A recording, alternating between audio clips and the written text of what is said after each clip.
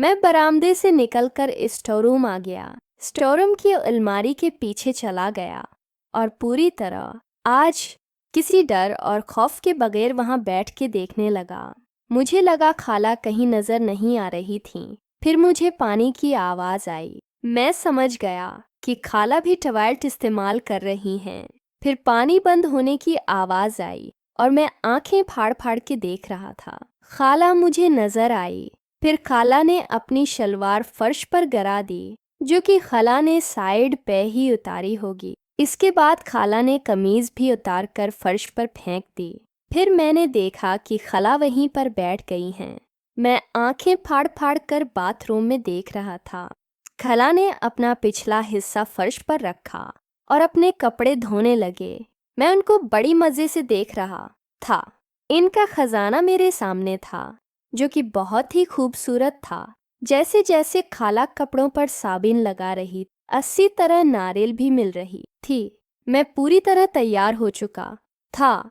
उम्मी अभी तक फौदगी वाले घर से नहीं आई थीं। फिर मैंने भी एहतियात का दरवाज़ा बंद कर दिया कि जब अम्मी आए तो दरवाजे पर दस्तक देंगी और मैं बाहर चला जाऊंगा। लेकिन अभी जो मंजर मेरे सामने था मैं पहले भी देख चुका था, लेकिन मेरा दिल कर रहा था कि मैं बार बार ये मंजर देखूं। खाला अंदर अपने काम में बसे थी, इस बात से बेखबर इसका भांजा इसको बहुत ही करीब से देखकर यंजुवे कर रहा है। फिर खिला ने कपड़े धो के साइड पर किए और नहाने लगे। जैसे ही उन्होंने साबुन लगाना शुरू किया, इधर मेरी बर्दाश्त खत्म हो रही थी। मेरा दिल कर रहा था कि मैं अभी अंदर चला जाऊं।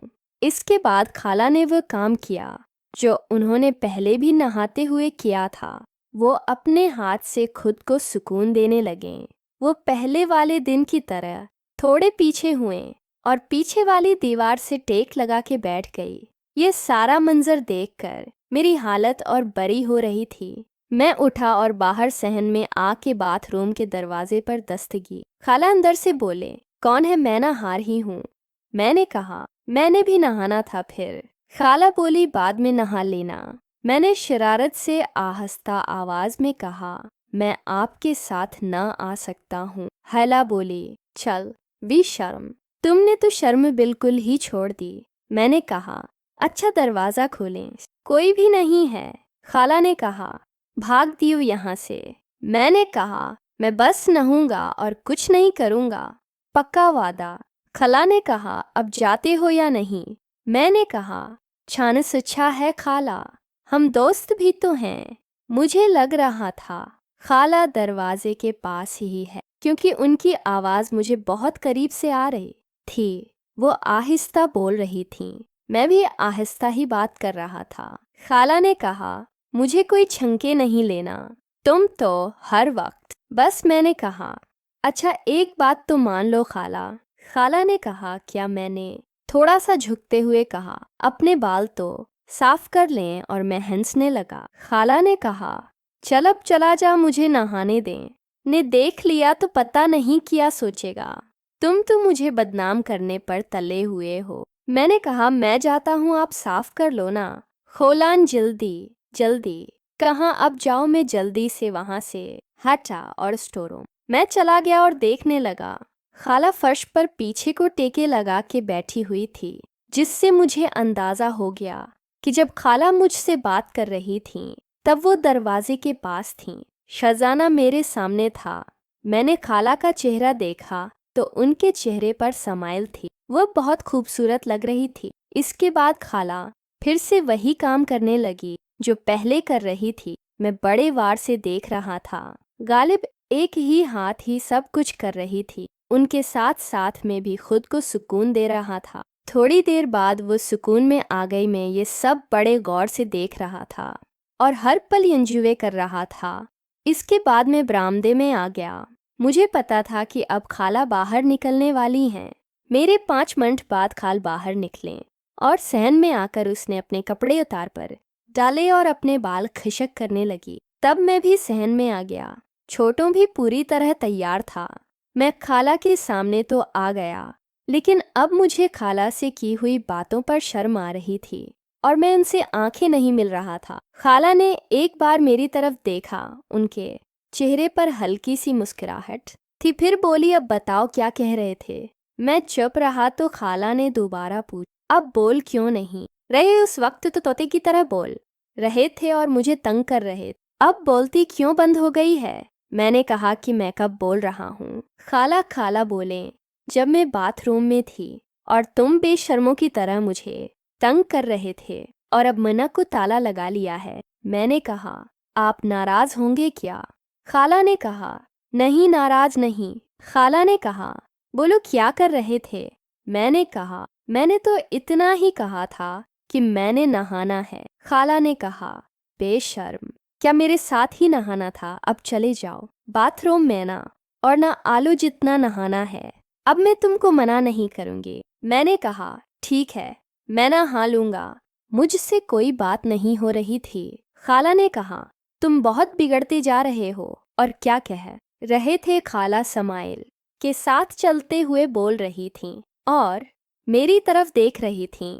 मैंने कहा, और तो कोई बात नहीं की। खाला ने कहा, बताओ और क्या कह रहे थे? मैंने कहा, जी आप बता दें, मुझे तो याद नहीं है। खाला ने कहा कि आसिफ करने का कह रहे थे, मुझे अंदाजा हो गया था। खाला नाराज नहीं है। मैंने कहा कि मैंने कहा था अपने बाल साफ कर लें। खाला ने कहा, कौन से वाले? उनकी बात सुनकर मैं मुस्कुराया। मैं नीचे नजर करते हुए बोला, नीचे वाले बहुत बड़े हो गए हैं। खाला भी शर्म से लाल हो रही थी।